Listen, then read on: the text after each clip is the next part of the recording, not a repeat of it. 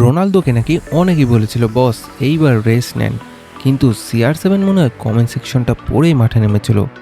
উজবেকিস্তানের বিপক্ষে ম্যাচের মাত্র 6 মিনিটেই গোল করে সবাইকে বলে দিলেন আমি এখনও শেষ হয়ে যায়নি ভাই।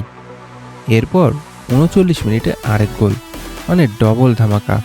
বিশ্বকাপ ইতিহাসে প্রথম খেলোয়াড় হিসেবে 6টি ভিন্ন বিশ্বকাপে গোল করার রেকর্ডও নিজের করে নিল রোনালদো। এমন পারফরমেন্সের পরও যারা রোনালদোকে শেষ বলে তাদের জন্য আপনার জবাব কি? যেখানে অনেকেই 41 বছরে হাঁটার স্পিড কমিয়ে দেয়, সেখানে রোনালদো এখনও ডিফেন্ডারদের ঘুম হারাম করে দিচ্ছেন। আপনার মতে ফুটবল ইতিহাসে রোনালদোর নাম কোন অবস্থানে থাকবে?